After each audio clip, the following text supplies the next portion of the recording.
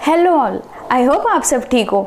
सी, आज का जो हमारा वीडियो है ना, ये क्रक्स वीडियो है। मतलब जो पॉइंट्स हमने ऑलरेडी डिस्कस कर लिए है ना, हम उसको जो बेसिक क्लासिफिकेशन देखा था हम लोगों ने कंपनीज का, क्या देखा था?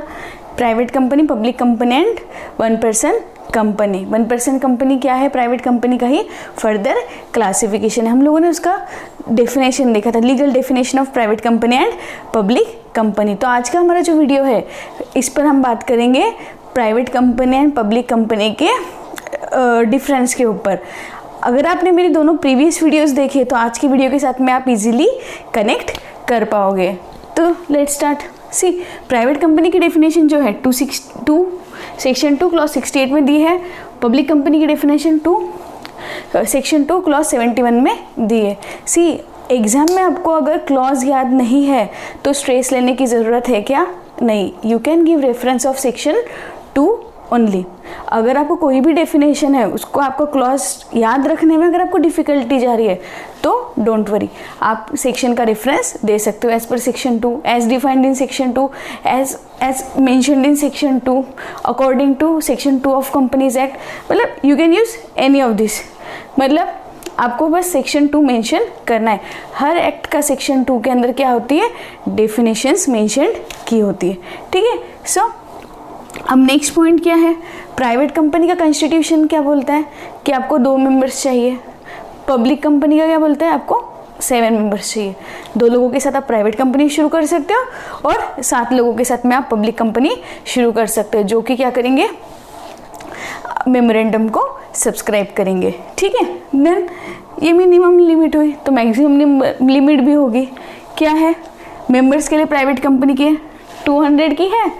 पब्लिक कंपनी के केस में क्या है? There is no maximum limit. No limit मतलब कितने भी रह सकते हैं। ठीक है। अभी ट्विस्ट यहाँ पर है, ये जो 200 का था इसमें हम लोगों ने 2 पॉइंट्स देखे थे कि इस डेफिनेशन में हम लोगों ने क्या पॉइंट नोट किया था? अगर जॉइंट होल्डर्स है तो we will count them as 1। 2 लोगों ने मिलकर अगर शेयर लिया है for this counting of 200 person for the definition of private company, हम लोग क्या कर देंगे? जॉइंट होल्डर्स को एक कंसिडर करेंगे। और सेकंड, हम लोगों ने किसको एक्सक्लूड किया था इस काउंटिंग से, 200 की लिमिट से? करेंट एम्प्लॉय और एक्स एम्प्लॉय। हम इन दोनों को भी हम लोगों ने क्या किया था? 200 के लिमिट से एक्सक्लूड किया था।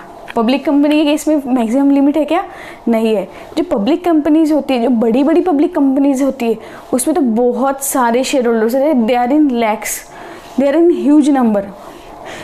This is the basic classification. जिनको अपना काम बहुत बड़े स्केल पर करना है, फॉर एग्जाम्पल बहुत सारी कंपनीज पहले प्राइवेट कंपनी में रन करती है, जब उनको एक वो लेवल पर आ जाती है उसके बाद अगर उनको ग्रोथ करनी है और तो फिर वो किस में कन्वर्ट होती है? खुद को पब्लिक कंपनी में खुद को कन्वर्ट करती है और अपना एक्सपेंशन बढ़ाती है। ठीक है। उसके बाद में अगर प्राइवेट कंपनी है तो आपको मिनिमम डायरेक्टर्स कितने चाहिए? 2। अगर पब्लिक कंपनी है तो आपको मिनिमम नंबर ऑफ डायरेक्टर्स कितने चाहिए? 3। सी, इसके मेंबर्स का और डायरेक्टर्स का मिनिमम नंबर सेम है, but in case of public company 7 और 3 है। 3 is for directors and 7 is for members. तो इस दोनों में कंफ्यूज नहीं होना। 7 लोग कंपनी शुरू करने के लिए चाहिए और 3 लोग कंपनी रन करने के लिए चाहिए। ठीक है। देन हम लोगों ने प्राइवेट कंपनी की डेफिनेशन की ट्रिक देखी थी। क्या थी वो? PRL। प्रोहिबिशन क्या था? कि आप पब्लिक से पैसा ले सकते हो कि प्राइवेट कंपनी नहीं ले सकती, और पब्लिक कंपनी क्या कर सकती है? ले सकती है। ठीक है। देन रिस्ट्रिक्शन क्या थी? Transferability of shares. Private company के शेयर्स ट्रांसफरेबल होते but they have to do it according to their articles of association. उसके अंदर भी उनको रिस्ट्रिक्शन होता है।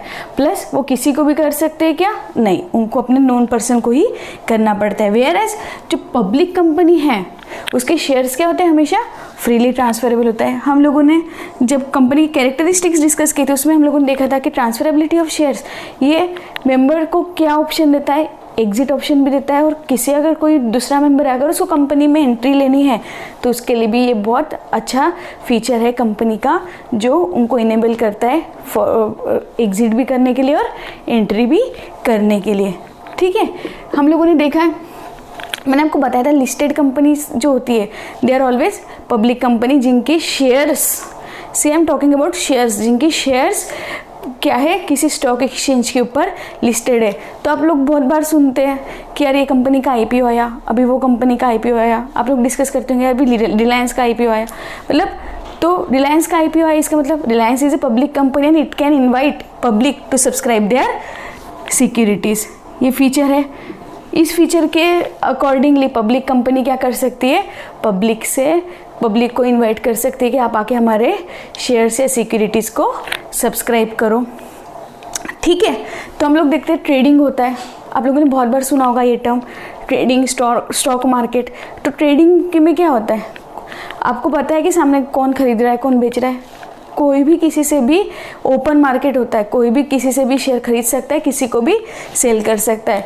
ये कौन इनेबल करता है, this feature free transferability of shares of public company. अगर कंपनी के शेयर्स दो ही से पब्लिक कंपनी, फिर भी अगर उसका शेयर लिस्टेड नहीं है तो भी वो कंपनी जो है अगर वो नॉर्मल पब्लिक कंपनी भी है तो भी उसके शेयर्स क्या होते हैं, फ्रीली ट्रांसफरेबल होते हैं। ठीक है, देन हम लोगों ने देखा था आइडेंटिफिकेशन के लिए जो प्राइवेट कंपनी है उसको अपने एंड में क्या लगाना है, हमेशा प्राइवेट लिमिटेड लगाना है, और पब्लिक कंपनी को क्या लगाना है, हमेशा लिमिटेड मेंशन करना है अपने नाम के आगे। देन हम लोगों ने देखा था प्राइवेट कंपनी की फर्दर दो क्लासिफिकेशन, स्मॉल कंपनी और second OPC. C small company का कोई स्पेसिफिक आइडेंटिफिकेशन नहीं है कि मतलब कंपनी का नाम देख के आइडेंटिफाई कर दो ये प्राइवेट कंपनी है लेकिन ये स्मॉल कंपनी भी है, नहीं, उसके लिए आपको हमेशा उसका क्या चेक करना पड़ेगा, पीयूसी पेड अप कैपिटल और टर्नओवर। हम लोगों ने देखा था स्मॉल कंपनी का जो स्टेटस है ये क्या होता है, हर साल चेंज होता है। अगर वो थ्रेशोल्ड लिमिट के अंडर है तो फिर it can enjoy the benefits, अगर उसका कभी भी थ्रेशोल्ड लिमिट क्रॉस हो जाता है तो वो क्या हो जाती है, नॉर्मल प्राइवेट कंपनी हो जाती है। ठीक है, सो और ओपीसी को आप कैसे आइडेंटिफाई कर सकते हो, ओपीसी को भी अपने नाम के एंड में इन ब्रैकेट ओपीसी मेंशन करना ज़रूरी है। तो now it is easy for you to classify whether one company is a private company और public company और OPC। आप उसके नाम पर से ही कंपनी को क्या कर सकते हो, easily क्लासीफाई कर सकते हो। सी हम लोगों ने ऑलरेडी हमारे प्रीवियस वीडियोस में स्टडी किया था, this is just a crux, ताकि आपकी प्राइवेट कंपनी और पब्लिक कंपनी का बेसिक डिफरेंस आप लोगों को क्लियर हो जाए। So this is the basic difference between the private company and public company. I hope आपको ना अभी ये दोनों टर्म्स में कोई भी कन्फ्यूजन नहीं है। अगर आपको कोई भी डाउट है तो do mention it in comment section, do press bell icon ताकि आपको जो भी मैं न्यू वीडियोस अपलोड करती हूँ वो उसका तुरंत नोटिफिकेशन आ जाए। Do like subscribe my channel, do share with your friends. Thank you for watching, फिर मिलेंगे, बाय बाय।